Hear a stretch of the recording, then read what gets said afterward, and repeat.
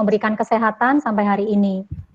Amin. Baiklah Bapak Ibu, selama presentasi nanti mohon izin untuk saya menutup kamera.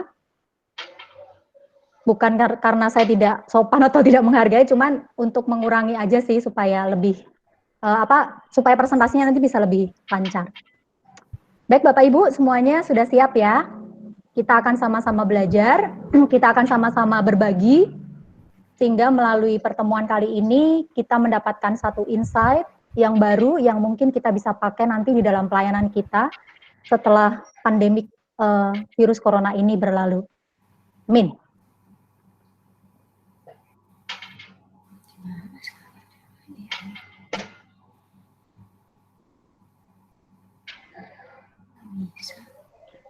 Baik Bapak Ibu,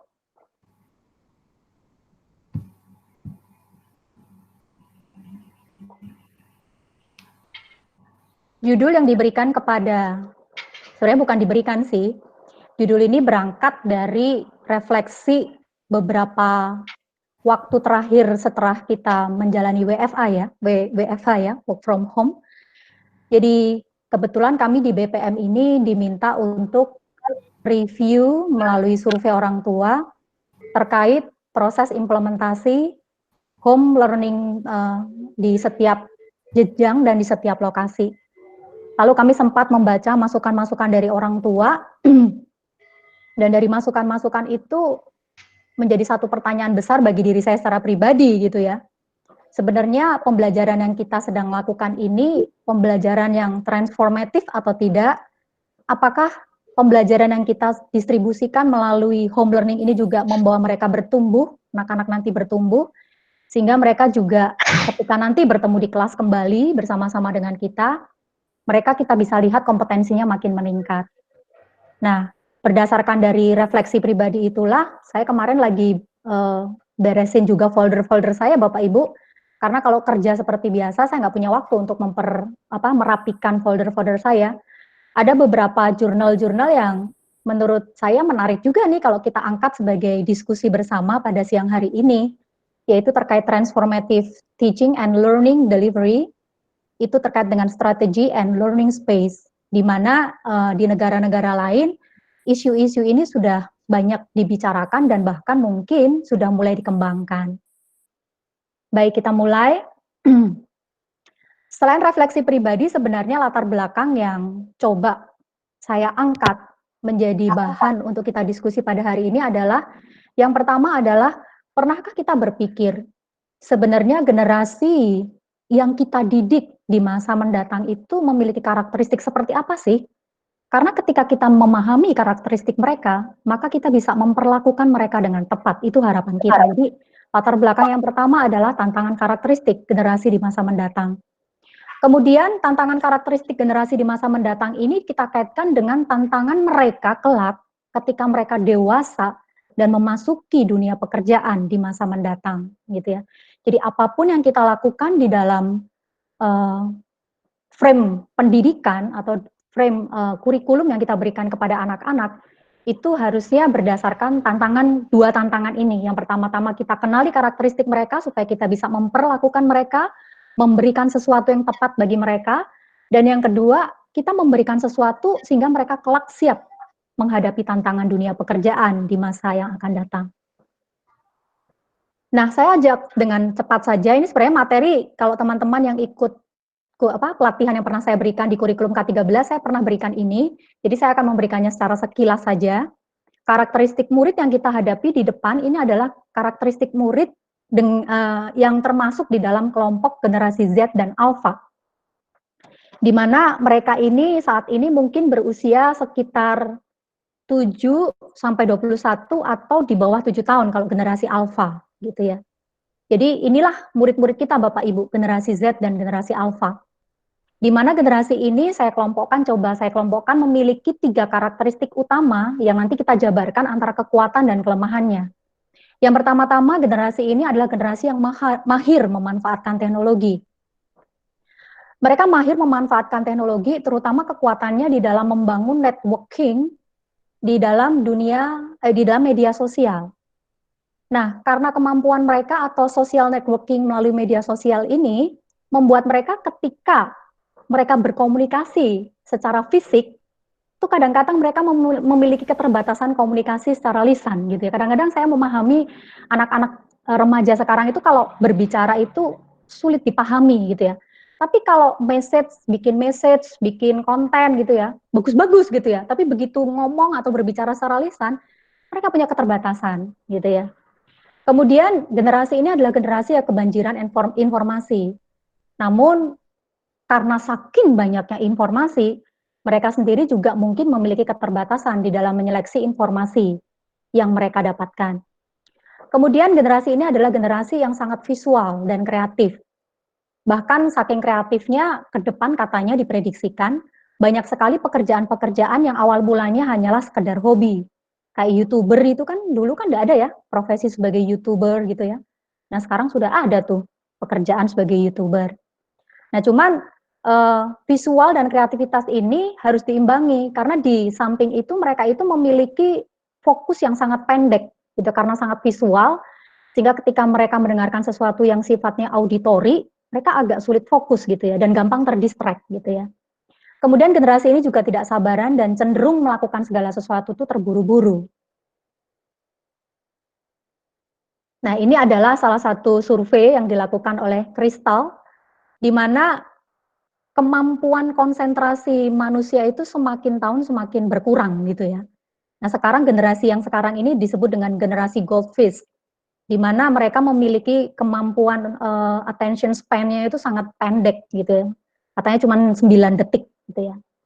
Jadi betapa mereka gampang sekali terdistract sehingga kalau kita tidak memikirkan pembelajaran-pembelajaran yang mampu mempertahankan fokus mereka untuk tetap terkoneksi dengan kita itu akan sulit dan akhirnya kita ditinggalkan oleh mereka. Mereka berpikir sendiri dan tidak connect dengan pembelajaran yang kita berikan di dalam kelas.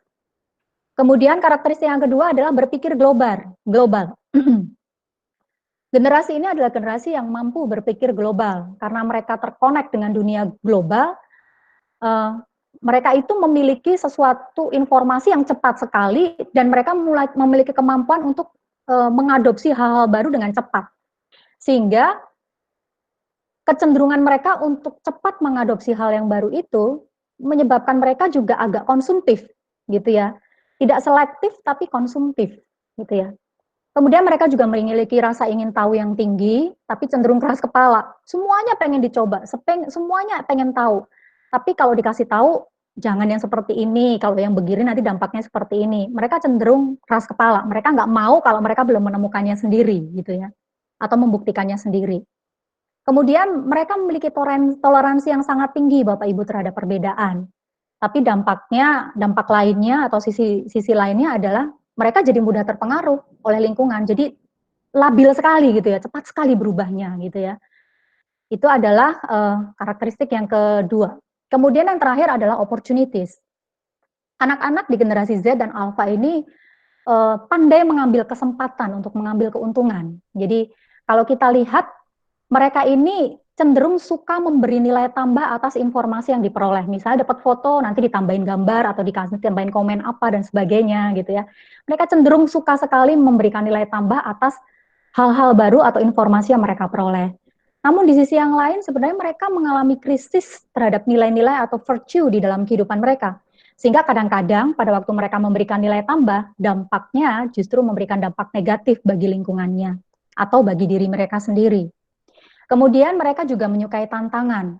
Namun di sisi yang lain mereka itu sangat fragile. Kalau tidak diapresiasi, kalau tidak dimotivasi, mereka cepat sekali putus asa, mereka cepat sekali menyerah gitu ya Bapak Ibu. Nah ini adalah beberapa karakteristik murid kita Bapak Ibu yang nanti ke depannya kita akan hadapi.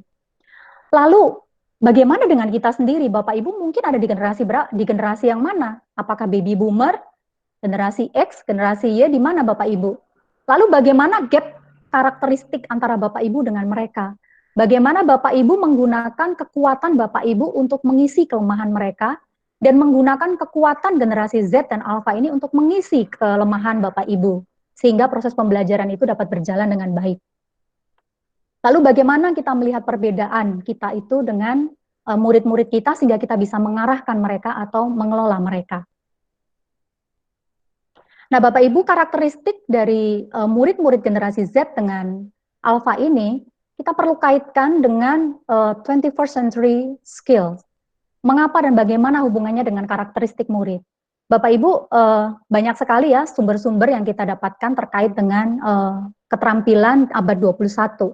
Namun secara garis besar, keterampilan abad 21 ini dapat dibagi menjadi tiga kelompok besar, kelompok keterampilan besar. Yang pertama adalah keterampilan untuk literasi. Keterampilan literasi ini bukan berarti dia lancar membaca ya Bapak Ibu, tapi lebih kepada bagaimana dia menginterpretasikan apa yang dia lihat, menginterpretasikan apa yang dia baca, menginterpretasikan simbol-simbol, menginterpretasikan gambar-gambar, menginterpretasikan peristiwa-peristiwa di dalam masyarakat. Itu adalah yang dimaksud dengan keterampilan literasi. Kemudian kelompok yang kedua adalah area kompetensi. Nah, area kompetensi ini diperlukan oleh murid-murid untuk menghadapi tantangan-tantangan yang kompleks. Nah, kompetensi ini terkait critical thinking, creativity, komunikasi, dan juga kolaborasi, seperti yang kita sudah ketahui bersama-sama. Dan yang terakhir adalah kelompok kualitas karakter, di mana kompetensi ini diperlukan agar siswa mampu menghadapi perubahan lingkungan. Nah, karakter yang dibutuhkan di abad 21 adalah curiosity, kemudian inisiatif, kemudian dia tahan uji persistence, kemudian adaptif, kemudian memiliki kemampuan leadership dan sosial serta kesadaran sosial dan budaya, gitu ya Bapak Ibu ya. Nah, ini adalah keterampilan-keterampilan yang perlu kita kembangkan berkaitan juga dengan karakteristik mereka tadi, di mana mereka memiliki kemampuan untuk mengeksplor segala sesuatu melalui teknologi digital, sehingga pengetahuan mereka sangat luas, sehingga perlu kita berikan kompetensi seperti critical thinking, kemudian creativity, kemudian mereka yang sangat fokus kepada handphonenya atau smartphone-nya, bagaimana kita mengembangkan komunikasi mereka, kolaborasi mereka, kemudian tahan banting, leadership untuk bisa memimpin diri sendiri, baru bisa memimpin orang lain. Dan juga kemampuan untuk menginterpretasikan informasi-informasi yang mereka dapatkan, baik itu dalam bentuk gambar, simbol, grafik, bacaan, dan sebagainya. Nah, ini saya skip saja, ini adalah keterampilan-keterampilan di 2022, saya searching 2025 belum dapat gitu ya Bapak Ibu. Nanti Bapak Ibu bisa baca sendiri saja di slide ini karena nanti akan dibagikan. Nah, lalu apa yang dapat kita lakukan setelah kita tahu tadi tentang karakteristik murid kita, lalu tantangan mereka di dalam dunia pekerjaan, apa yang dapat kita lakukan sebagai pendidik untuk menolong mereka? Yang pertama-tama adalah tentu jadilah teladan, karena mereka mengalami krisis value atau virtue dalam kehidupannya, maka mereka nggak akan mungkin meneladani gadget mereka, bukan Bapak Ibu? Pasti yang menjadi teladan bagi mereka adalah kita sebagai seorang pendidik. Kemudian jadilah pendidik yang terbuka, jangan menutup diri, kalau sudah selesai belajar langsung masuk ke kelas, atau kalau sudah selesai jam konsultasi, kalau sekarang melalui Jimit, lalu menutup diri kalau ada anak yang menjapri kita melalui WhatsApp, lalu kita menutup diri. Jangan, udah waktunya udah habis, gitu ya. Sehingga kita tidak memberikan ruang kepada anak jika dia memang sungguh-sungguh memerlukan sesuatu yang sangat urgent, gitu ya. Jadilah pendidik yang terbuka, yang mudah dijangkau oleh anak-anak. Kemudian jadilah pendidik yang inovatif, kemudian jadilah pendidik yang realistis, gitu ya. Karena kita menghadapi anak-anak yang sangat mudah putus asa, jadi berikanlah sesuatu yang realistis Bapak Ibu, jangan sesuatu yang tidak mungkin mereka lakukan. Salah satunya adalah ujilah dulu untuk diri kita sendiri sebelum diberikan kepada anak-anak. Kemudian jadilah pendidik yang berempati. Nah, Bapak Ibu, setelah kita mengetahui apa yang harus kita lakukan terkait karakteristik dan tantangan dunia pekerjaan anak-anak didik kita di masa yang akan datang, kita masuk kepada satu diskusi yang akan kita bahas sampai jam 3 nanti. Yang pertama adalah, lalu bagaimana strategi atau pendekatan pembelajaran yang sesuai. Nanti kita kaitkan dengan piramida tingkat pembelajaran atau pedagogi, andragogi, dan hutagogi kontinum. Kemudian yang kedua, bagaimana menentukan media atau teknologi yang sesuai untuk mendistribusikan pembelajaran. Di sini media ini termasuk di dalamnya adalah bagaimana kita menentukan ruang belajar atau learning space yang tepat, sehingga anak-anak merasa nyaman dan kondusif untuk menggunakan ruangan tersebut atau media tersebut atau teknologi tersebut. Inilah yang saya angkat di dalam transformative teaching and learning delivery, karena ada 2 topik yang saya angkat, yaitu engage dan meaningful. Engage learning and meaningful learning, sehingga terjadilah transformative teaching, gitu Bapak Ibu. Nah, saya tidak akan membahas banyak tentang strategi atau pendekatan pembelajaran terkait misalnya problem-based learning, kemudian scientific method, dan sebagainya, Bapak Ibu, atau inquiry-based learning, gitu ya. Karena itu sudah banyak kita dapatkan, Bapak Ibu. Tapi saya rindu untuk kita sama-sama membahas satu hal yang tidak kalah penting dari strategi-strategi pembelajaran yang tadi saya sebutkan, yaitu terkait pedagogi, andragogi, dan heutagogi kontinum. Nah, PAH kontinum ini berbicara tentang piramida tingkat pembelajaran, bahwa setiap level usia itu memiliki tingkat pembelajaran yang berbeda-beda, di mana level yang paling bawah itu adalah level pedagogi, kemudian level yang di tengah itu adalah level andragogi, dan level yang ketiga itu adalah level yang paling tinggi atau level hutagogi. Pedagogi ini adalah area di mana anak-anak merasa terlibat, terkonek dengan pembelajaran itu. Setelah mereka terkonek, harusnya kita bawa mereka kepada level andragogi, di mana mereka menumbuhkan proses pembelajaran itu sehingga pembelajaran itu sungguh-sungguh bermakna buat dia. Kemudian yang selanjutnya level yang paling tinggi adalah heutagogi. Heutagogi ini di dalam tingkat pembelajaran dia sudah bisa disebut sebagai long life learning. Jadi pembelajaran itu sudah menjadi sesuatu yang melekat di dalam diri individu tersebut. Pembelajaran bukan sesuatu yang harus disistemkan, tapi pembelajaran itu menjadi sesuatu yang melekat di dalam hidupnya, menjadi bagian dari hidupnya. Itulah yang disebut dengan level hutagogi. Nah, setiap level usia itu pasti akan mengalami tahapan-tahapan ini, gitu ya Bapak Ibu ya. Saya akan banyak nanti berbicara di area ini. Kemudian Bapak Ibu, apa beda dari pedagogi, andragogi, dan hutagogi? Maaf Bapak Ibu bisa melihat nggak untuk yang ini? Karena ini memang pakai infografis, jadi agak kecil. Bisa melihat? Mungkin salah satu boleh menjawab? Bisa Bu. Bisa Bu. Saya. Bisa Bu. Baik. Bisa Bu Li. Baik. Ya. Jadi kita lihat perbedaan dari tingkat pembelajaran atau PAH kontinum tadi ya Bapak Ibu ya. Jadi kalau kita lihat di sini, kalau dari faktor atau aspek kemandirian, anak-anak yang masih di dalam tingkat pembelajaran pedagogi itu merupakan pembelajar yang sangat bergantung kepada guru atau orang dewasa. Dia nggak bisa belajar kalau dilepaskan dari orang dewasa atau gurunya, gitu ya Bapak Ibu ya. Kemudian untuk level andragogi, kemandiriannya adalah mereka sudah lebih mandiri karena mereka sudah menjadi problem solver. Mereka sudah bisa menentukan sendiri strategi yang mereka akan pilih untuk dapat menyelesaikan pembelajarannya atau tugas-tugas pembelajarannya. Itu untuk andragogi. Sehingga kalaupun gurunya tidak ada, mereka tetap bisa belajar sendiri, gitu ya. Kemudian hutagogi. Hutagogi ini sebenarnya pembelajar yang bisa digolongkan sebagai problem finder. Bukan hanya problem solver, tapi dia justru mencari gitu ya, mencari hal-hal yang baru yang bisa dia pelajari. Bukan hanya dikasih lalu dia memecahkan bagaimana cara mempelajarinya, tapi bahkan dia mencari lagi materi-materi baru, topik-topik baru yang menurut dia menarik dan itu dia butuhkan gitu ya. Itu level kemandirian dari ketiga tahapan ini. Kemudian level tanggung jawab. Kalau di pedagogi, kesadaran pembelajar atas tanggung jawabnya itu masih rendah. Makanya motivasi belajar itu berasal dari eksternal atau extrinsic faktor gitu ya. Faktor ekstrinsik yang memberikan mereka motivasi untuk bertanggung jawab terhadap tugas-tugas pembelajarannya. Sedangkan andragogi ini kesadarannya sudah mulai dari faktor intrinsik, keluar dari dalam dirinya sendiri karena dia merasa ini sesuatu yang penting untuk dirinya, untuk diselesaikan. Sehingga faktornya atau motivasi belajarnya bukan lagi dari faktor luar, tapi faktor dari dalam diri sendiri, gitu ya. Demikian juga dengan hutagogi, Bapak Ibu. Kemudian aspek fokus pembelajaran. Di dalam pedagogi, fokus pembelajaran itu lebih kepada menyelesaikan kurikulum. Kalau sekuensnya tidak diselesaikan, maka akan bermasalah. Jadi subject centered gitu ya, kalau di pedagogi.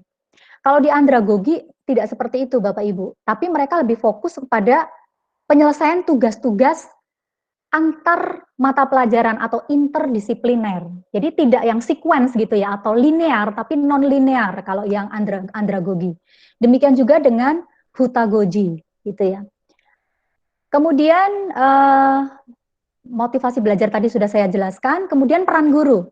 Bapak Ibu untuk pedagogi, peran guru itu sebagai pedagog, yaitu dialah yang merancang, dialah yang menyampaikan pembelajaran, bahkan dialah yang merancang instrumen penilaiannya untuk murid-muridnya. Itu kalau untuk pedagogi. Sedangkan andragogi, itu guru hanya sebagai facilitator. Dia hanya menyediakan tugas-tugas, sementara murid-muridnya itulah yang menentukan goalnya mau kemana. Lalu menentukan strateginya untuk mencapai goal itu dengan menggunakan tugas-tugas yang diberikan oleh gurunya itu seperti apa.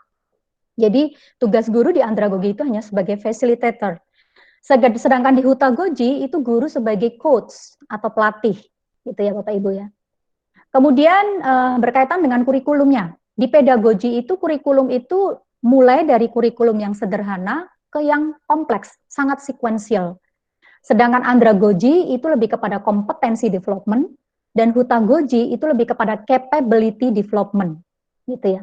Sedangkan kelompok usia ini masih debatable ya Bapak Ibu ya, karena sampai sekarang masih banyak pertanyaan-pertanyaan juga terkait apakah apakah andragogi, hutagogi bisa diturunkan kepada anak-anak usia dini, gitu ya Bapak Ibu ya.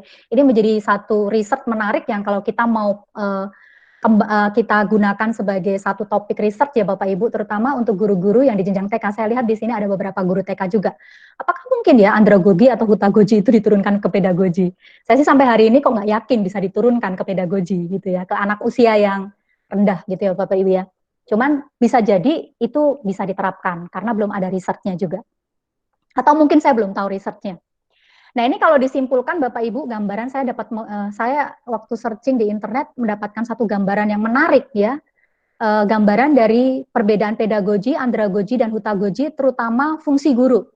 Kalau di sini tahu ya, fungsi gurunya itu benar-benar dia yang memimpin pembelajaran. Anak-anak tuh menerima apa yang dikasih gurunya, ya udahlah anak-anak menerima saja, gitu ya, atau murid-muridnya menerima saja. Sedangkan di dalam andragogi, guru itu memfasilitasi beragam kebutuhan, beragam keunikan dari si pembelajar, gitu ya. Kemudian sedangkan yang hutagogi, pembelajar itu menjadi guru bagi dirinya sendiri juga. Karena sebenarnya guru lebih kepada menjadi coach atau konsultan bagi si murid jika mereka mengalami kendala-kendala di dalam menyelesaikan tugas-tugas belajarnya. Ini adalah satu gambaran menarik yang mungkin nanti kita refleksikan secara pribadi ketika Bapak Ibu membuka kembali presentasi ini di rumah masing-masing. Nah, kembali lagi Bapak Ibu, kalau begitu bagaimana dengan sistem pendidikan di Indonesia saat ini Bapak Ibu terkait dengan tadi PAH kontinum ini? Gitu ya Bapak Ibu ya. Di level kontinum mana pendidikan Indonesia saat ini? Baik itu dari TK, SD, SMP, SMA, bahkan sampai perguruan tinggi. Apakah pemerintah sendiri sudah merancang sebuah sistem pendidikan sehingga membawa anak-anak terus bertumbuh sampai kepada level tingkat belajar hutagogi? Atau jangan-jangan kita masih di pedagogi teman-teman, baik itu di TK, di SD, di SMP, ataupun di SMA. Atau mungkin kita sudah masuk ke andragogi untuk jenjang-jenjang tertentu, atau bahkan sudah hutagogi. Nah mungkin ini menjadi satu pertanyaan kritis yang perlu kita renungkan juga Bapak Ibu. Karena kurikulum berubah memang, kompetensi based, tapi pendekatannya jangan-jangan masih pedagogi, gitu ya Pak Ibu ya. Semuanya masih sama juga, gitu ya, masih semuanya disediakan, gitu ya Bapak Ibu, oleh sekolah, gitu ya. Anak-anak belum dilatih untuk menentukan sendiri strategi-strategi yang mereka bisa pakai untuk menyelesaikan tugas-tugas belajarnya. Ini itu menjadi pertanyaan penting buat kita. Lalu bagaimana pendapat kita atau Bapak Ibu berdasarkan realita tingkat kontinum tahapan pendidikan kita saat ini jika ditarik ke tahapan hutagogi? Bapak Ibu, saya selama home learning ini banyak sekali membuka YouTube Bapak Ibu. Bahkan banyak sekali webinar-webinar yang ditawarkan. Ada satu webinar yang ditulis hutagogi pembelajaran jarak jauh gitu ya.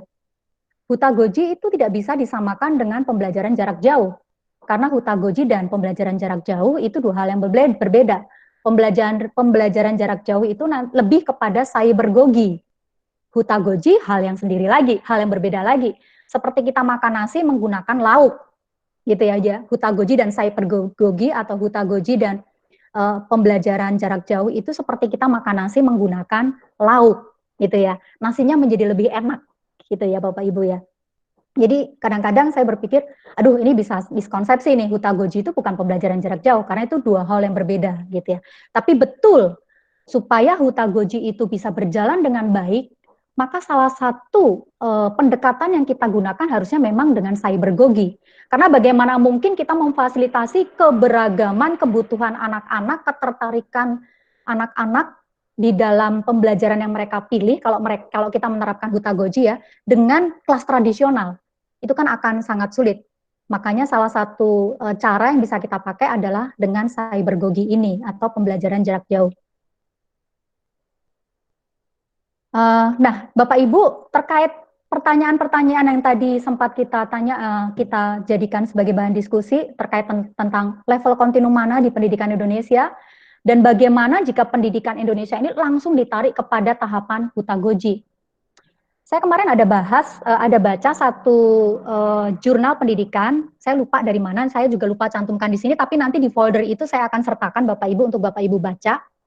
Saya menemukan satu pendekatan yang menarik di dalam jurnal itu.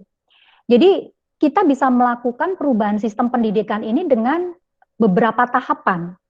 Yang pertama-tama adalah tahapan 1 itu terkait dengan high pedagogy dan low andragogy.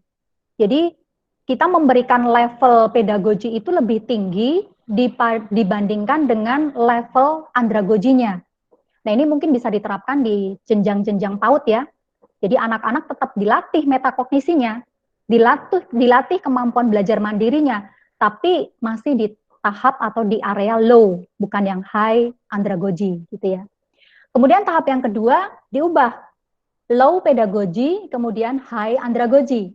Pedagoginya dikurangi, anak-anak diberikan kebebasan untuk menentukan sendiri apa hal-hal yang aman mereka tentukan sendiri. Contoh, menentukan alat yang mereka akan pakai untuk menyelesaikan tugas belajar mereka. Contoh, menentukan apa lagi ya, cara bagaimana dia menyelesaikan tugas belajarnya. Kayak guru-guru matematika tuh, kalau mengajari cara kan dengan satu cara. Kalau nggak pakai cara itu, salah misalnya ya. Ya kita coba mulai buka kesempatan kepada anak-anak untuk mengembangkan cara mereka untuk memecahkan masalah matematika itu dengan cara mereka. Yang penting kita lihat apakah tahapan-tahapannya itu menyimpang dari konsep-konsep pembelajaran atau tidak. Nah, paling guru tinggal mengarahkan di area itu, gitu ya. Nah, tahapan yang selanjutnya adalah high pedagogy dan high andragogy. Jadi ini udah sama levelnya. Pedagoginya tinggi, andragoginya juga sudah tinggi, gitu ya. Jadi walaupun andragogi, tapi tetap guru memberikan arah atau capaian-capaiannya. Dan tahap yang terakhir ini adalah yang disebut dengan hutagogi atau low pedagogi dan low andragogi, sehingga mereka sudah masuk kepada hutagogi. Nah ini adalah usulan perubahan sistem pendidikan yang mungkin juga bisa kita pikirkan untuk kita terapkan di dalam sistem pendidikan atau sistem pembelajaran di kelas kita masing-masing Bapak Ibu. Baik itu di jenjang TK, SD, SMP, SMA. Silakan Bapak Ibu melihat karakteristik anak-anak Bapak Ibu, lalu memilih tahap yang mana yang Bapak Ibu akan pakai untuk diadopsi di dalam pembelajaran di kelas Bapak Ibu masing-masing. Apakah high pedagogy, low andragogy, atau yang low pedagogy dan low andragogy. Silahkan kenali karakteristik murid atau usia murid Bapak Ibu yang ada di kelas Bapak Ibu masing-masing. Nah Bapak Ibu, berkaitan dengan tahapan perubahan sistem pendidikan dari pedagogi ditarik sampai ke hutagogi ini, kita perlu juga memahami tentang kemampuan metakognisi anak. Karena bagaimanapun untuk membuat anak-anak menjadi pembelajar mandiri, itu mereka harus memiliki pengetahuan metakognisi. Nah, di dalam Swart dan Perkin tahun 2009, ini adalah, saya ambil juga dari jurnal, jurnal disertasi yang dibuat oleh Universitas Negeri Jakarta, kalau nggak salah ya. Saya agak lupa juga karena banyak juga jurnal-jurnal yang saya pakai untuk ini. Nah, di situ dituliskan bahwa ternyata metakognisi itu dapat di leveling, gitu ya, tingkat kesadarannya. Level yang pertama itu adalah level tacit use. Level yang kedua itu adalah level aware use. Kemudian level yang ketiga adalah strategic use. Dan level yang terakhir, yang tertinggi itu adalah reflective use.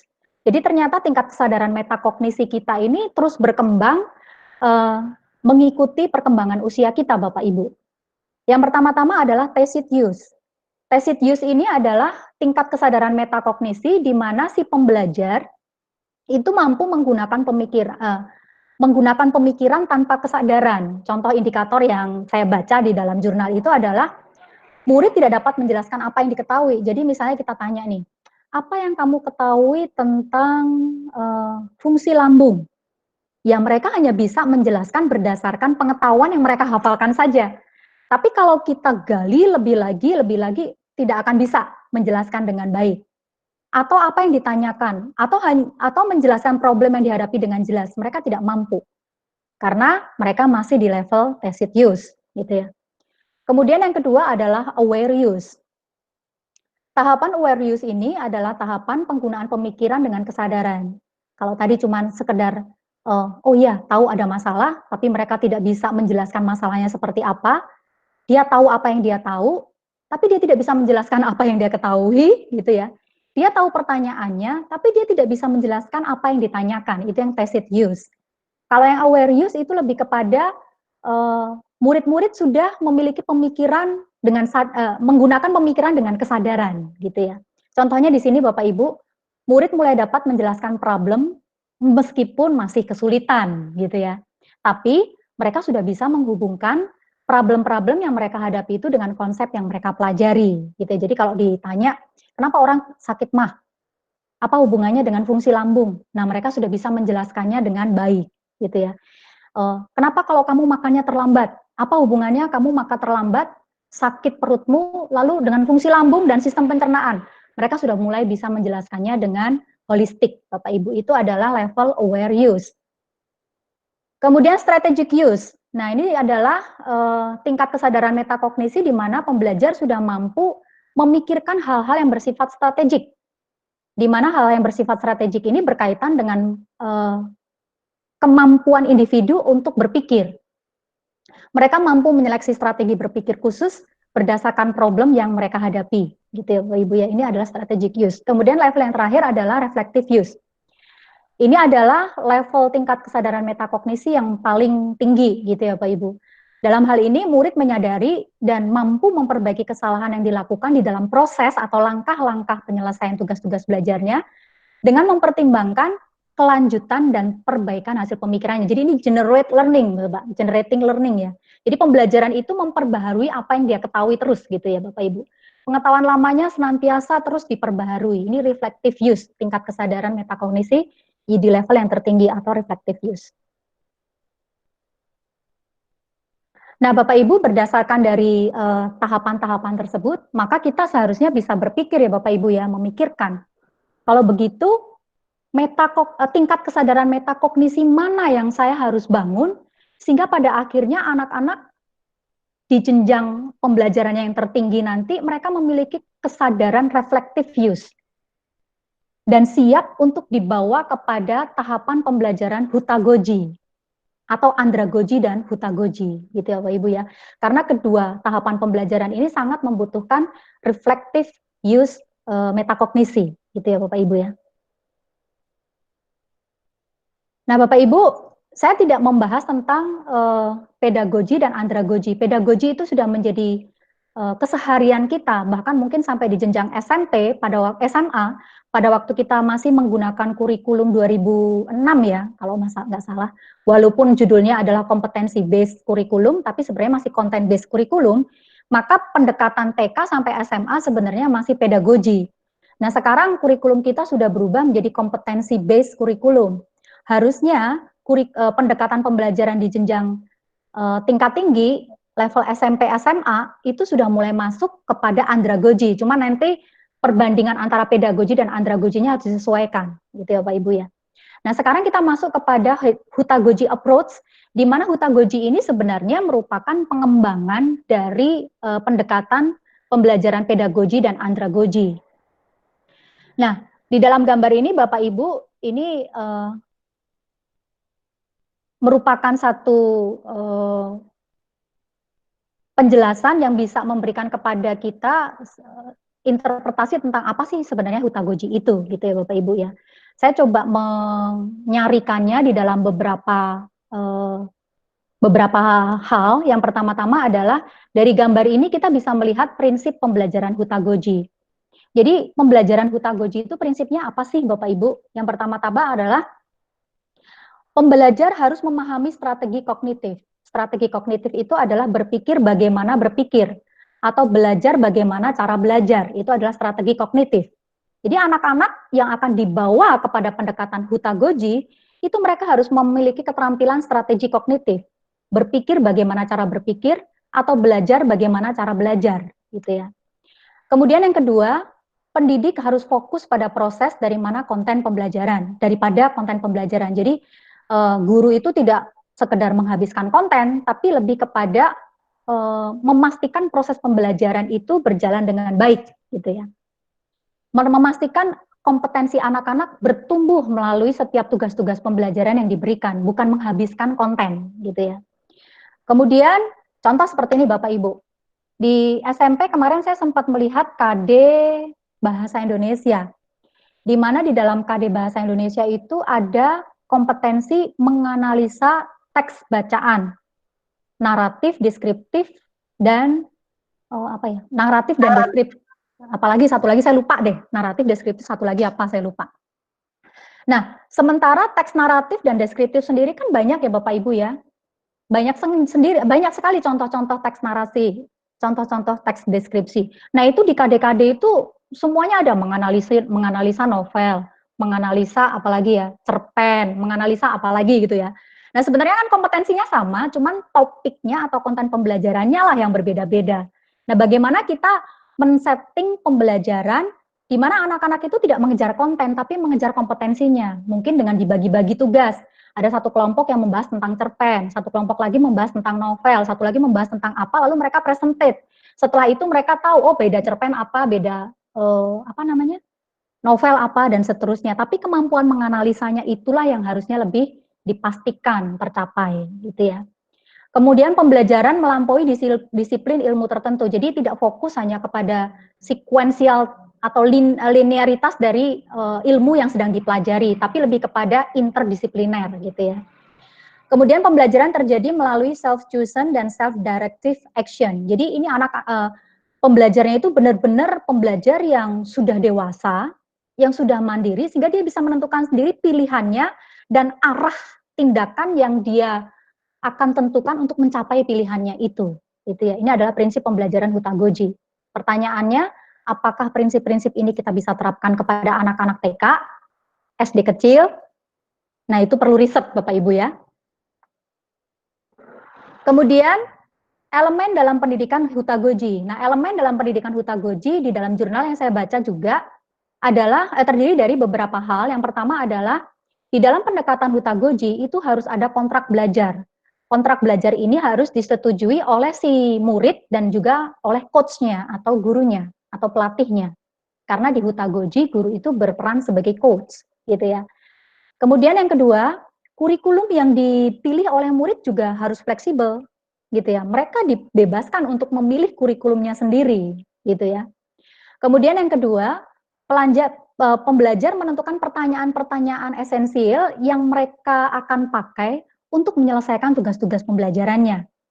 Kemudian, pembelajar sendiri juga diberikan fleksibilitas dan juga kemampuan untuk bernegosiasi kepada si pendidik untuk menentukan penilaiannya mau bentuknya seperti apa, mau bagaimana cara menyelesaikan penilaiannya.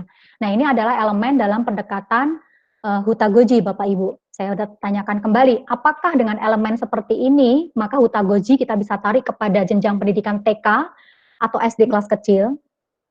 Mari sama-sama kita renungkan, dan saya juga menantang teman-teman untuk melakukan riset, gitu ya Bapak Ibu ya, supaya kita juga mendapatkan jawabannya. Kemudian selanjutnya, dari gambar ini juga saya mendapatkan satu kesimpulan, bahwa desain pembelajaran di dalam Hutagoji itu harus meliputi satu, di dalam pembelajaran Hutagoji, anak-anak harus bisa membuat jurnal refleksi. Kemudian mereka juga bisa membuat rencana penelitian yang memungkinkan dilakukan dan berhubungan dengan kehidupan mereka sehari-hari. Jadi penelitian itu muncul dari problem-problem yang muncul di dalam kehidupan mereka sehari-hari. Kemudian penilaiannya itu harus meliputi penilaian formatif dan sumatif. Dan yang terakhir adalah pembelajarannya harus bersifat kolaboratif. Itu ya Bapak Ibu ya.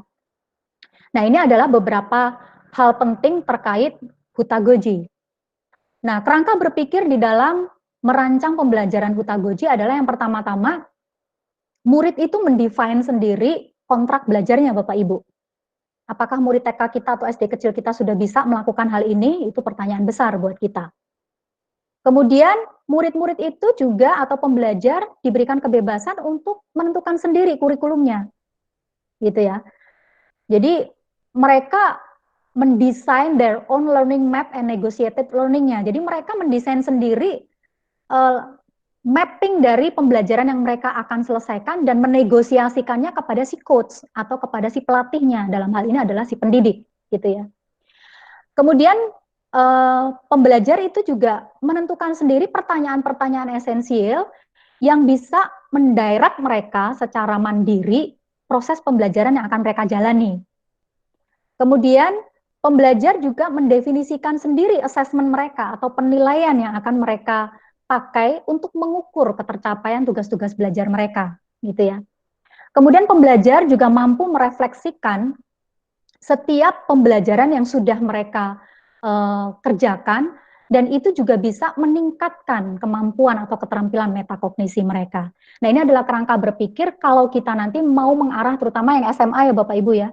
Yang SMA kayaknya kita nggak bisa menggunakan kurikulum yang seragam semuanya ya, kelas IPA sama, kelas IPS sama gitu ya. Mata pelajarannya sama dari kelas 10, 11, 12 gitu ya. Dan pemerintah sendiri juga sebenarnya sudah ada sih, namanya saya lupa kurikulumnya apa gitu ya. Ada kan ya yang apa sih namanya? SKS ya? Ada pendekatan SKS juga kan di sebenarnya pemerintah sudah mulai mencanangkan itu, tapi kan penerapannya di Indonesia juga belum bagus gitu ya Bapak Ibu ya. Nah, mungkin kita bisa pikirkan Hutagoji ini di jenjang SMA. Tapi kita harus pastikan bahwa anak-anak SMA kita sudah fasih dengan level pembelajaran andragogi gitu ya Bapak Ibu ya.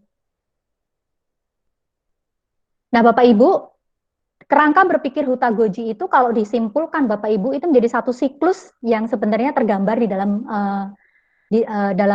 gambar yang saya tampilkan di sini Bapak Ibu. Jadi desain pembelajaran Hutagoji itu harus meliputi anak-anak mengeksplorasi. Jadi mereka ada proses mengeksplorasi dulu, kemudian setelah eksplorasi itu bukan hanya konsumtif ya, pengen tahu, tapi kita harus tagih. Mereka harus memproduksi sesuatu dari hasil eksplorasinya itu. Maka di tahapan selanjutnya harus ada create. Di dalam create itu mereka harus berkolaborasi dan harus connect dengan banyak orang atau banyak hal. Sehingga wawasan mereka itu menjadi utuh gitu ya Bapak Ibu ya, tidak parsial, tidak terpisah-pisah. Nah sebenarnya sebelum reflect harusnya di-share dulu ya Bapak Ibu ya. Setelah mereka create di dalam frame kolaborasi dan connect dengan source yang open source, mereka harus men-sharekan produk knowledge mereka atau produk ide-ide mereka kepada orang lain. Lalu dari hasil share, mereka merefleksikan. Setelah didistribusi, pasti kan ada komen-komen, ada tanggapan-tanggapan dari si pengguna hasil produk knowledge mereka atau produk ide mereka. Lalu masukan-masukan itu mereka pakai untuk merefleksi diri, sehingga hasil refleksinya nanti di-share kembali, mulai explore lagi, create lagi, dan seterusnya. Nah, ini adalah desain pembelajaran Hutagoji yang bisa kita simpulkan dari beberapa hal yang tadi kita sudah bahas. Nah, Bapak Ibu, di dalam Hutagoji juga ada satu hal yang sangat penting yang kita harus pahami bersama-sama, yaitu di dalam pendekatan pembelajaran atau tahapan pembelajaran Hutagoji, proses pembelajaran itu dilihat dari dua loop, bukan hanya single loop, gitu ya.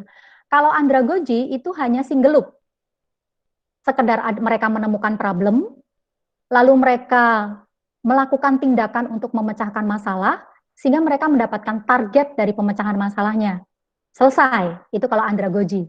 Hanya what we do, bicara tentang strategi bagaimana memecahkan masalah, lalu outcome-nya apa, what we get. Nah, kalau Hutagoji itu pembelajarannya itu dilihat dari double loop. Setelah mereka menemukan masalah, kemudian memecahkan masalah, lalu mereka mendapatkan outcomes-nya, maka mereka harus berefleksi.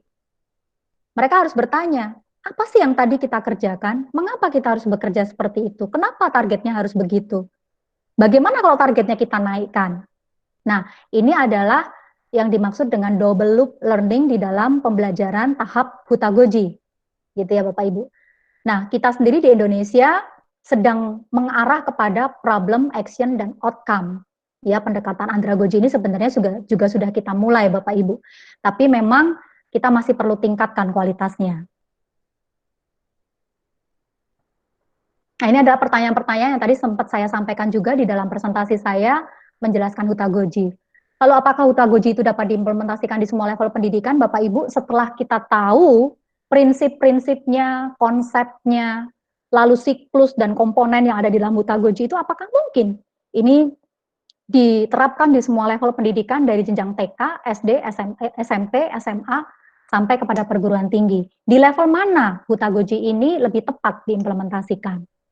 Kemudian bagaimana Hutagoji ini diterapkan dalam sistem pendidikan di Indonesia dengan settingan kelas yang tradisional, gitu ya. Ini adalah pertanyaan-pertanyaan yang perlu menjadi perenungan kita bersama, gitu ya. Karena kemungkinan setelah COVID ini mungkin pemerintah terpikir juga untuk mengarah kepada Hutagoji ini, Bapak Ibu, masuk ke jenjang SMA, karena SKS sendiri juga sudah ada, gitu ya. Mungkin SKS-nya akan perbaiki sedikit, ditambahkan di sana sini, sehingga mungkin nanti pendekatan Hutagoji ini bisa terjadi juga di pendidikan SMA di Indonesia. Nah, Bapak Ibu, tadi terkait dengan pertanyaan ini, apakah Hutagoji dapat diimplementasikan di semua level pendidikan? Bapak Ibu harusnya sudah mendapatkan jawabannya. Kita harus berhati-hati jika kita akan mengadopsi pendekatan Hutagoji ini di level pendidikan yang rendah. Misalnya PAUD atau elementary yang grade-nya yang rendah ya Bapak Ibu, kelas 1, 2, 3 gitu ya Bapak Ibu. Kita harus ekstra hati-hati. Gitu, karena sampai hari ini pun saya belum yakin gitu ya Bapak Ibu ya. Sedangkan yang kedua, pertanyaan yang kedua adalah bagaimana Hutagoji ini diterapkan dalam sistem pendidikan di Indonesia dengan setting kelas tradisional. Nah, ini akan sulit sekali kalau kita tidak beranjak kepada pembelajaran cybergogi Bapak Ibu. Jadi Hutagoji itu akan sangat sulit diterapkan dengan sistem kelas yang tradisional yang dibatasi dengan tembok-tembok, di mana di dalam satu ruangan itu penuh dengan kursi murid, nggak ada lagi space untuk anak bergerak, untuk kita bisa mencapai Hutagoji. Maka penawarannya adalah kita melakukan atau mengkombinasikan pendekatan Hutagoji itu dengan pendekatan pembelajaran cybergogi, gitu ya. Nah, prinsip pembelajaran cybergogi sendiri adalah yang pertama, menumbuh kembangkan kompetensi yang bermakna secara efektif bagi pembelajar di lingkungan belajar online. Jadi kita harus pastikan bahwa apa yang kita letakkan di dalam apapun nanti platform pendidikannya ya Bapak Ibu ya, itu benar-benar kompetensi-kompetensi yang bermakna dan efektif nanti dipakai oleh murid-murid di dalam dunia nyata. Kemudian sehingga mereka bisa engage, bisa terkonek dengan pembelajaran di dalam online. Kalau enggak ya mereka tinggalin pembelajaran itu, gitu ya. Kemudian yang kedua, membangun suasana belajar yang saling menghormati dan saling memberi kontribusi serta terhubung. Bukan hanya memberikan, menyampaikan ide-idenya, tapi bagaimana mereka belajar untuk menghargai pendapat orang lain yang berbeda, bagaimana mereka mempelajari, memahami pendapat dari rekan-rekan yang ada di dalam komunitas pembelajaran online tersebut. Kemudian membiasakan sikap positif terhadap pengalaman belajar yang relevan dengan murid kita, gitu ya. Jadi munculkan satu rules di dalam online, pembelajaran online itu sikap-sikap yang terkonek dengan ya dan relevan dengan murid-murid. Misalnya tadi sikap positif untuk ya hal-hal yang sederhana ya, misalnya kalau lagi diskusi ya kalau sedang ada yang bicara mematikan apa namanya? Disiplin untuk mematikan atau memute mikrofon kita, atau kalau misalnya kita mau bicara kita tampilkan kamera kita, kalau kita sedang mendengarkan kameranya ditutup kemudian itunya di mute. Nah, disiplin-disiplin yang seperti ini, yang sederhana seperti ini yang mungkin kita juga bisa bangun di dalam lingkungan pembelajaran online gitu ya. Kemudian merencanakan tugas pembelajaran yang menantang dan penilaian yang konsisten dengan tujuan pembelajaran dan hasil yang diinginkan oleh anak-anak. Nah, ini adalah prinsip-prinsip pembelajaran cybergogi yang kita harus pahami bersama sebelum kita beranjak kepada pembelajaran berbasis online, gitu ya. Nah, ini adalah satu konsep atau satu konsep cybergogi, di mana di dalam cybergogi ini sebenarnya kita sedang menyatukan 3 komponen atau 3 faktor. Yang pertama-tama adalah faktor kognitif, yang kedua adalah faktor sosial, Dan yang ketiga adalah faktor emosional, emotif. Nah, Bapak Ibu, terkait dengan faktor kognitif ini, saya mendapatkan satu gambaran yang cukup jelas ya Bapak Ibu yang untuk kita pahami. Yang pertama-tama, secara kognitif, maka pembelajar yang mengikuti model pembelajaran online itu harus memiliki prior knowledge sebelum dia masuk ke dalam lingkungan pembelajaran online. Kemudian dia juga memiliki tujuan yang akan dicapai, achievement goals. Kemudian juga di dalam dia juga harus mengikuti aktivitas-aktivitas pembelajaran yang ada di dalam pembelajaran online. Kemudian di dalam pembelajaran online ini juga sifatnya konstruktif. Konstruktif itu artinya adalah bagaimana dia meramu atau mengelaborasikan setiap informasi yang dia dapatkan menjadi satu pengetahuan yang utuh, gitu ya Bapak Ibu ya. Jadi di dalam online learning ini, di dalam faktor kognitif harus mengacu kepada 4 hal ini, gitu ya. Ada prior knowledge-nya, kemudian ada achievement goals-nya, ada learning activity-nya, dan ada proses konstruktivismenya. Proses konstruktifnya, jangan konstruktivisme ya, tapi proses mengkonstruk, gitu ya Bapak Ibu ya. Kemudian di dalam faktor sosial, ini ada beberapa komponen. Sebentar ya Pak Ibu ya, saya minta izin minum.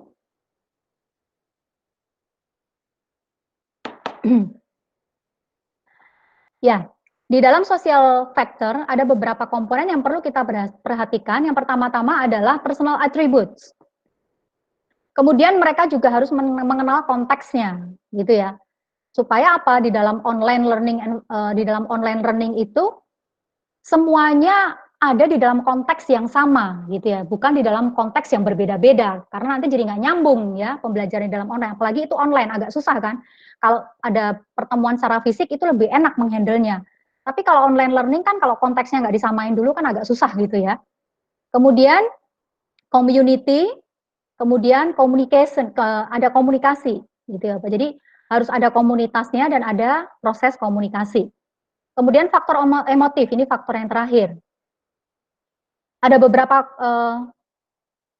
komponen di sini yaitu yang berkaitan dengan perasaan terhadap komunitasnya. Jadi bagaimana si pembelajar atau pembelajar yang termasuk di dalam online learning environment ini merasakan dirinya juga bagaimana mereka bisa terkonek dengan komunitasnya, gitu ya.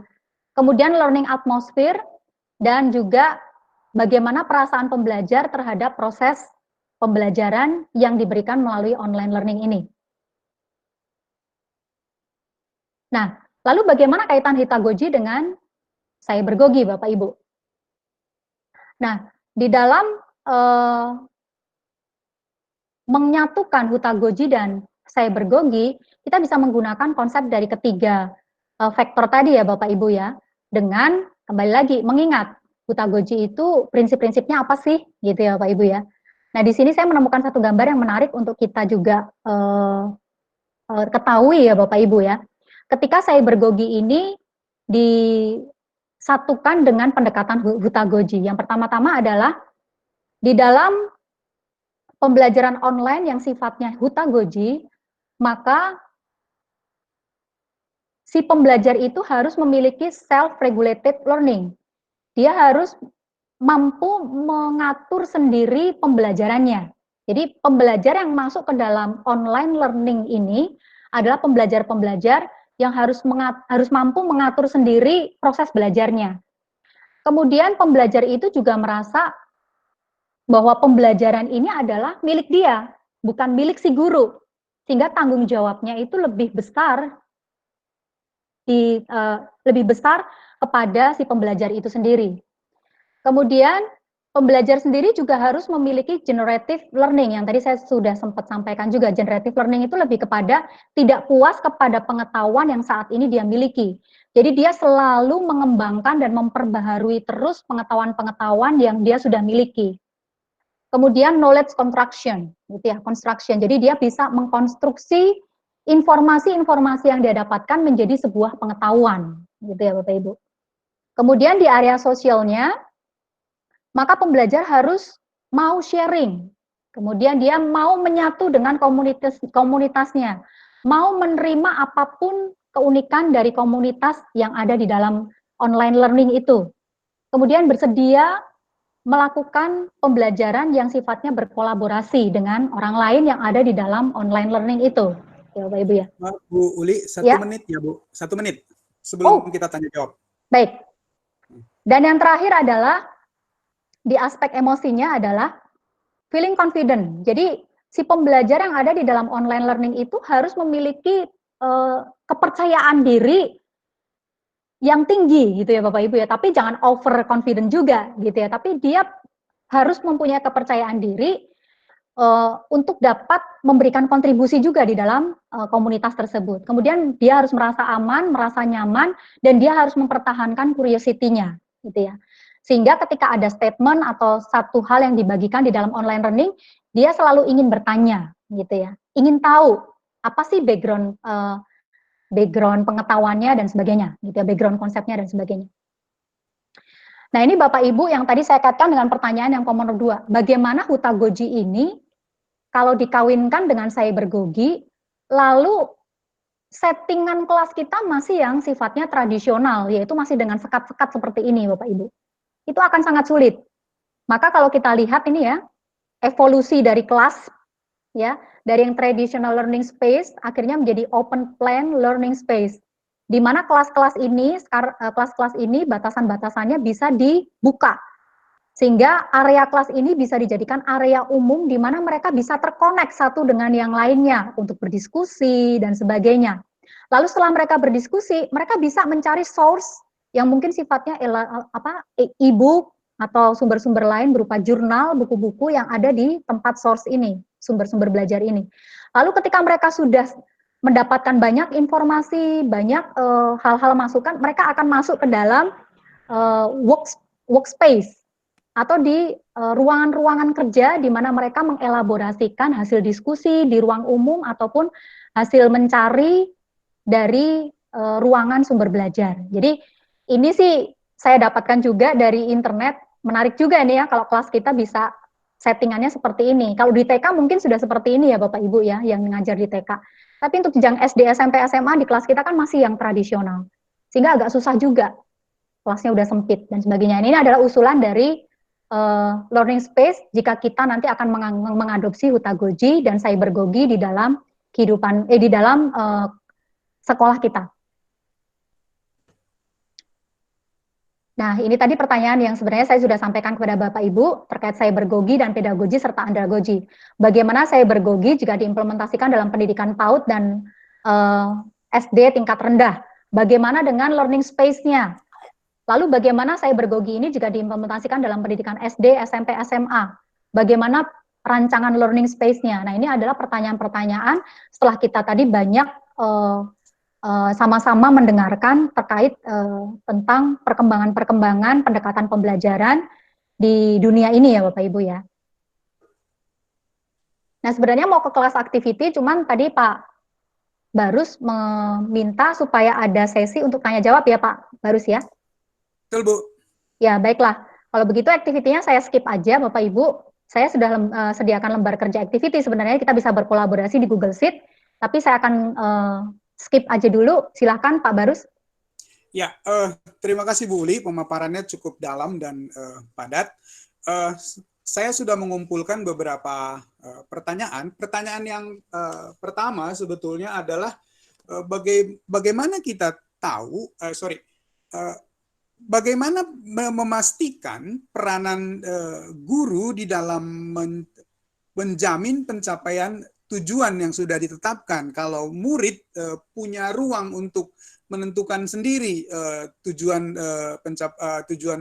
pembelajarannya dia, cara belajarnya, asesmen yang dia pilih. Itu yang pertama, Bu Uli. Oke. Berarti ini pendekatannya lebih ke Hutagogi ya, Pak ya? Betul. Ya kan, bukan andragogi ya. Kalau andragogi kan tetap tugas-tugas itu dari si guru, bahkan sampai asesmennya dari guru. Yes. Nah, kalau Hutagogi memang kan pendekatannya guru itu sebagai coach, sebagai pelatih ya Bapak Ibu ya. Nah, tadi juga sudah disampaikan di dalam Hutagogi itu sebelum proses pembelajaran dimulai, anak-anak harus mengajukan proposal pembelajarannya terlebih dahulu. Nah, di dalam proposal pembelajarannya itu tentu saja dia yang menentukan tujuannya mau kemana, strateginya mau seperti apa, capaiannya mau seperti apa, lalu termasuk usulan bagaimana cara mengukur capaiannya itu. Maka si guru sebagai coach inilah yang nanti akan mendampingi sebagai konsultan bagi anak untuk memastikan capaian-capaian belajarnya berdasarkan kontrak belajar atau proposal pembelajaran yang sudah diajukan dan sudah disetujui. Mungkin itu jawabannya, Pak. Itu sangat beragam sih, Pak. Dan kita mesti belajar Indonesia kalau mau langkah ke sana, kita harus siapkan dulu SDM-nya, Bapak Ibu. Ya. Nah, sehingga itu kan menuntun kita pada pertanyaan berikutnya, dari mana kita tahu bahwa anak itu sebetulnya sudah siap? Atau jangan-jangan dia cuma sebetulnya ikut-ikutan saja membuat kontrak belajar yang diajukan, mengajukan ini tanpa memahami sebetulnya dia sendiri ada di tingkat mana. Bagaimana guru memastikannya, Bu? Iya, ini memang satu hal yang tidak mudah dijawab sih, Pak. Bagaimana memastikan anak siap untuk masuk ke Hutagoji gitu kan? Yes. Karena sampai hari ini aja dengan sistem SKS-nya pemerintah hidup mati kan? Iya, betul. Artinya pemerintah sendiri juga belum berani untuk melangkah ke sana kan Bapak Ibu. Jadi itu memang sebenarnya PR yang mungkin saya sendiri juga tidak bisa menjawabnya untuk saat ini ya Bapak Ibu ya. Mohon maaf gitu ya, karena saya mungkin harus mengadakan riset sendiri gitu ya, berdasarkan karakteristik usia perkembangan anak gitu ya. Dari usia karakteristik perkembangan anak itu mungkin kita lakukan riset, baru kemudian tentukan Hutagoji ini kita adopsi atau tidak. Tapi sebenarnya saya yakin sih pemerintah sudah punya risetnya sih Pak Barus, karena mereka sudah membuat kurikulum SKS itu kan. Jadi pasti itu juga based on penelitian sih, nggak asal-asalan sih. Saya yakin sih. Ya. Nah, ini balik ke core-nya kita, Bu. Ini kan di dalam pendekatan ini kan kita perlu cermati apakah bagaimana meridim ini di dalam konsep AIS-nya kita, di dalam pendidikan Kristennya kita. Ya, itu pertanyaan yang sangat menarik, Pak Bapak Ibu, karena bagaimana kita bisa memastikan ini anak-anak kan berarti kan explore sendiri open source yang mereka pakai kan. Padahal setiap source atau setiap sumber atau setiap media atau setiap konsep yang mereka pelajari itu kan selalu ada ground motifnya. Dan ground motif itu sangat lekat dengan worldview dari setiap orang yang membuat konsep itu. Wah, itu sangat bahaya sih. Makanya kita perlu sangat berhati-hati kalau kita mau masuk ke Hutagoji. Nah, salah satunya yang mungkin saya dapat usulkan adalah memang kita harus membangun Christian worldview itu di dalam diri anak-anak kita. Sejak TK, aktiviti-aktiviti sederhana yang dapat membentuk Christian worldview itu mesti harus kita pikirkan. Mungkin melalui aktiviti yang ringan, sehingga misalnya kita akan menjelaskan tentang Christian worldview, tentang kasih. Kasihnya orang Kristen dengan kasihnya penganut agama lain itu definisinya bisa berbeda loh.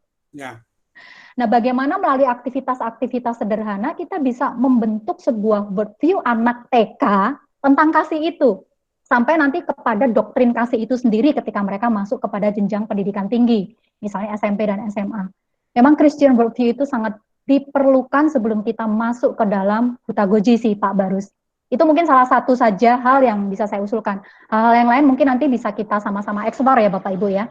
Ya, oke. Yang berikutnya, tapi sebelumnya Ibu Uli boleh nggak buka kameranya supaya kita bisa melihat wajah Bu Uli? Oh iya lupa, sorry. Oke. Ini terakhir. Sorry teman-teman, dari tadi nggak dibuka ya kamera. Ya. Nah, pendekatan ini apakah terbatas hanya pada satu? Pendekatan apa Pak maksudnya Pak? Hutagogi ini terbatas pada anak dengan bakat minat tertentu, atau sebetulnya bisa dibuka untuk bisa diterapkan untuk semua anak? Ya, itu tidak bisa dijawab langsung bisa gitu ya Pak ya. Semua anak itu kita harus kategorikan juga gitu. Semua anak TK, semua anak SD, semua anak SMP, semua anak SMA, nah itu kita harus hati-hati sih. Mungkin ada sih beberapa anak TK yang memang gifted ya Pak ya. Jadi dia orang-orang yang memang diciptakan sangat spesial oleh Tuhan, sehingga mungkin di usia amannya dia nggak perlu pakai pendekatan pedagogi gitu loh. Buktinya kan ada anak yang usianya masih 5 tahun tapi sudah menguasai 10 bahasa misalnya begitu kan. Anak usia berapa tahun misalnya SMP tapi sudah mendapatkan gelar graduate-nya, gelar S1-nya atau S2-nya atau bahkan S3-nya gitu kan. Ya. Nah itu kan gifted ya Bapak Ibu ya, jadi ya mesti berhikmat sih di dalam menentukannya sih. Oke. Bapak Ibu, saya tidak ada lagi daftar pertanyaan, tetapi saya berharap bahwa apa yang kita pelajari sore hari ini memberikan kepada kita wawasan yang baru bahwa ada pendekatan-pendekatan baru yang kita bisa terapkan untuk menjadikan pembelajaran kita lebih efektif, lebih tepat.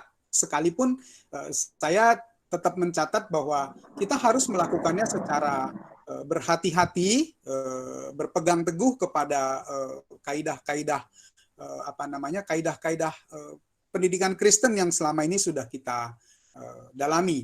Ketika kita sudah mahir menerapkan wawasan dunia Kristen kita yang kita miliki terhadap gagasan-gagasan yang baru, maka saya yakin kita semua bisa melakukannya dengan baik.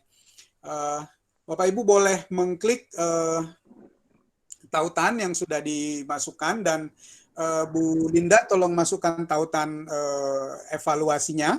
Bapak Ibu boleh membuka kameranya supaya kita boleh melihat Bapak Ibu sekalian. Oh ya, tadi yang activity terakhir jangan lupa ya Pak Barus. Oh iya, oke. Bapak Ibu dengan kertas yang ada pada Bapak Ibu, tolong ditulis komitmen apa yang Bapak Ibu ambil setelah mendapatkan penjelasan, inspirasi, pengetahuan baru yang disampaikan oleh Bu Uli. Boleh ditulis di kertasnya dalam huruf yang agak besar gitu ya, supaya kita bisa lihat satu persatu. Saya kasih waktu 30 detik untuk menulisnya dari sekarang. Bu Linda, persilakan memasukkan tautan evaluasinya. Bapak Ibu tolong buka kameranya ya satu persatu. Oke. Nah, kalau Bapak Ibu sudah menuliskannya, apakah Bapak Ibu sudah menuliskannya? Komitmen yang Bapak Ibu mau ambil? Oke, sekarang mulai dari teman-teman di guru TK. TK dulu ya Bu Uli ya. Ya, boleh, boleh. Nah, boleh menampilkannya di depan kamera Bapak Ibu tulisan yang Bapak Ibu sudah tuliskan. Itu sangat berarti dan memotivasi kami dan juga Bu Uli. Monggo Bapak Ibu yang di TK dulu. Mana yang TK? Komitmen yang sudah dituliskan boleh ditampilkan di layarnya, di kameranya. Saya belum lihat lu.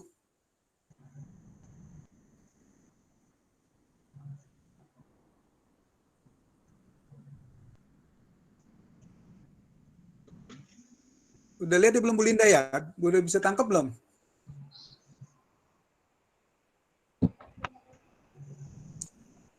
Oke, kalau sekarang silakan yang SPK boleh ditutup. Yang sekarang kita pindah ke teman-teman yang di SD. Silakan. Tampilkan di kameranya komitmen apa yang Bapak Ibu mau ambil.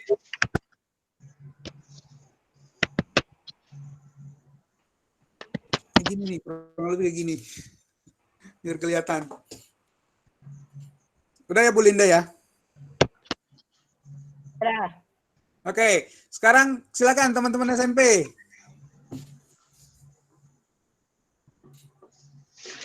Oke. Iya. Terima kasih. Silakan yang SMA.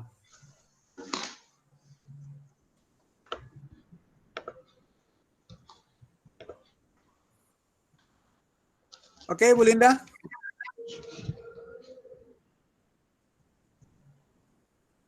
Oke, sudah. Oke. Bapak Ibu, sekali lagi tolong mengisi lembar feedback yang sudah kami siapkan. Bapak Ibu tinggal klik saja ke dalam dan silakan meninggalkan umpan balik di sana. Bu Uli boleh tolong buka kameranya sekali lagi?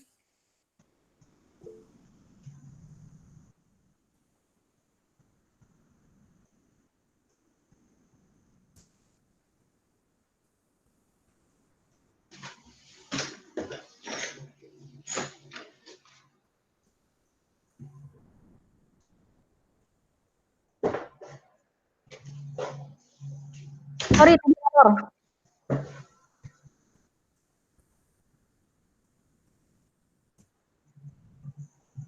Oke. Bu Uli mana? Ya, tadi error, sorry banget, sorry. Oke. Jaringan saya langsung drop.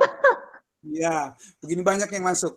Oke, Bapak Ibu, kita mengucapkan terima kasih ke Bu Uli. Mari buka kameranya atau buka mikrofonnya.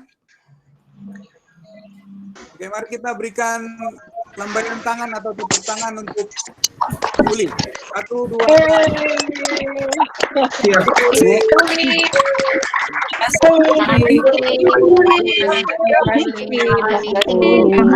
Terima kasih, Bu Uli.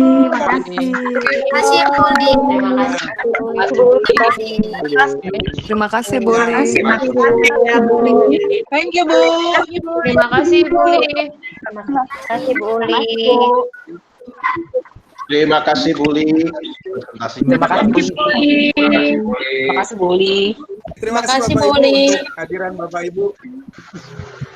Terima kasih, Bu Uli. Terima kasih Bu Uli, Pak Barus, God bless. Terima kasih Bu Uli. Terima kasih, Bu Uli.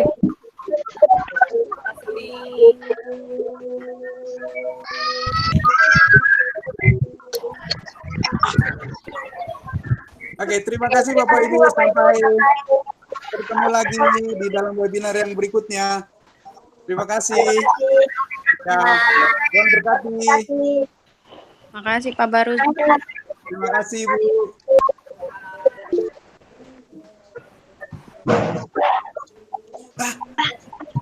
Bapak Ibu, yang belum keluar, mohon maaf, kita tutup doa dulu. maaf, saya excited Itu sudah, belum doa loh, Pak. Iya, kita doa dulu ya, maaf. Ayo kita berdoa. Oh Tuhan Allah, terima kasih untuk penyertaan Tuhan. Hati kami penuh dengan sukacita karena penyertaan pertolongan-Mu, kami boleh bersama-sama belajar sekali lagi.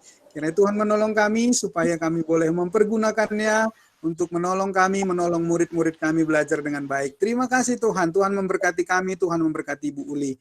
Terima kasih Bapa di surga, dalam nama Tuhan Yesus Kristus kami berdoa, amin. Amin.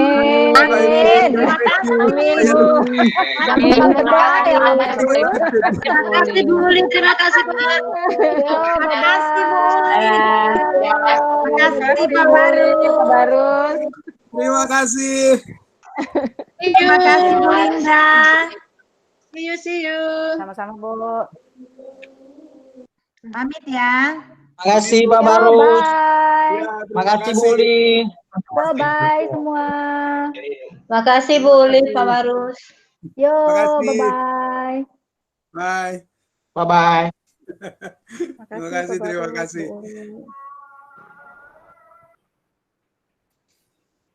Thanks ya Bu Uli. Yo, sama-sama. Boleh. Kita bisa keluar nih. Bisa live? Ya, bagus nih. Terima kasih ya Bu Uli. Oh, yo, bye. Ya.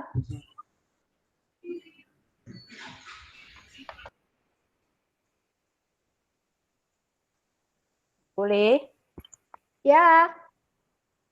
Itu Apa nih? tadi aku bikin link materinya itu di folder BPP sebelum Ibu share. Nanti link yang Ibu share kayaknya mereka juga mungkin ada yang sudah akses, ada yang belum akses. Nanti materinya Ibu yang Ibu share itu saya copy lagi ke drive BPP ya. Takutnya nanti Boleh. mereka yang udah catat di linkku. Sama di Ya. link BPP ini aku masukin recording hari ini. Ya. Itu tadi juga saya belum masukin itu sih. Jurnal-jurnalnya belum sempat. Ya.